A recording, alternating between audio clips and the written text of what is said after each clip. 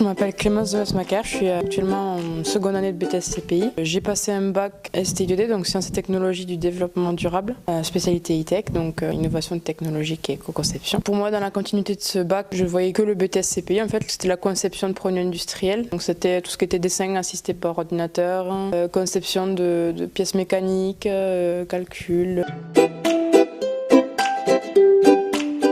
Le BTS CPI, c'est un BTS de conception de produits industriels. Donc ça consiste à créer sur ordinateur, sur des logiciels comme CATIA ou SolidWorks, des pièces mécaniques destinées à la conception de quasiment tout, que ce soit un moteur ou que ce soit des charnières pour des meubles. Donc, après, on a tout le tronc commun, ce qu'on va dire, c'est maths, français. On a de la physique appliquée.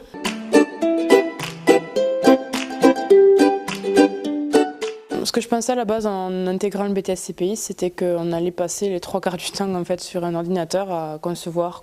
Et ce que j'ai pas pris en compte, en fait, c'est qu'il y a pas mal de théories, en fait. Donc, c'est-à-dire qu'on va passer beaucoup de temps sur tout ce qui va être les calculs, sur les forces, savoir si la pièce qu'on va créer va résister à telle ou telle charge, si le matériau, si l'en extérieur il va pas rouiller, à essayer de trouver le meilleur matériau adéquat à la situation.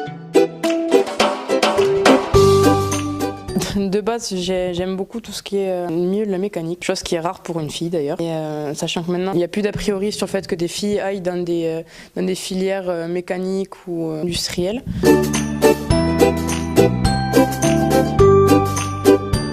Après le BTS, on peut intégrer, donc, comme je disais, une licence donc pour se spécialiser. Ensuite, il y a tout ce qui est prépa ATS, où ça va être une année vraiment en condensé, il va y avoir énormément de cours. Avec un BTS, on peut rentrer dans un bureau d'études. Et en intégrant les grandes écoles, on peut avoir le même métier, on va dire, mais en plus poussé, c'est-à-dire qu'on peut très bien travailler sur un bus, sur une petite cheville ou une vis, comme on peut très bien revoir toute la forme de l'avion, les ailes et compagnie. Travailler dans une entreprise C-Class pour les tracteurs, c'est pareil, il y a un grand panel en fait, c'est assez vaste. Depuis le début, c'est vrai que j'ai beaucoup de mal avec la théorie. Donc il y a de temps en temps une petite chute de morale, mais bon, vu qu'on est assez soudés dans la classe, ça remonte aussi sec. Et il y a énormément de calculs et à tout à mettre en application, c'est vrai que c'est pas facile.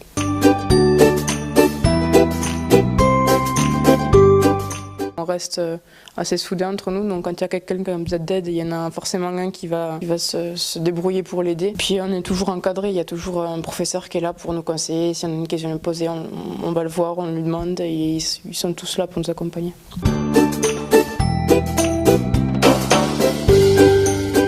Ce qu'il faut savoir, c'est qu'en première année de BTS, on a un stage de 6 semaines à faire en entreprise, obligatoirement dans un bureau d'études. Des cours, on va nous expliquer par exemple en industrialisation comment on va mouler une pièce ou alors comment on va la fabriquer. Puis on va avoir des TD ou des TP, c'est-à-dire qu'on va nous mettre dans une situation un peu particulière, c'est-à-dire qu'on va nous donner un sujet, un problème, une pièce à créer, et il va falloir qu'on la fasse, par exemple là sur ordinateur. On met en pratique la théorie qu'on a appris en cours. Donc en seconde année, on a un projet donc avec une entreprise. L'entreprise a forcément un besoin spécifique, a besoin qu'on lui crée une machine ou alors qu'on réorganise un peu certaines pièces ou autres. Et nous, ce qu'on va devoir faire, c'est trouver des solutions possibles, les proposer au patron pour voir avec lui si ça lui convient ou pas, et à la fin trouver une solution finale pour que son produit puisse aboutir. Donc dans la classe, il y a plusieurs projets, c'est-à-dire qu'on a un petit groupe varié de 2 à 4 élèves. Chaque groupe a une entreprise différente en fait, avec un sujet différent.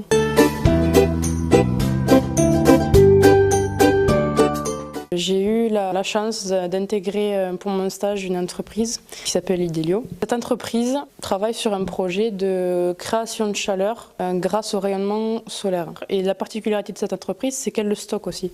Donc c'était un peu le même principe que le développement durable pour mon bac. Et j'ai la chance aussi, avec le projet du coup en seconde année, de travailler donc avec la même entreprise. Donc je connais déjà le sujet.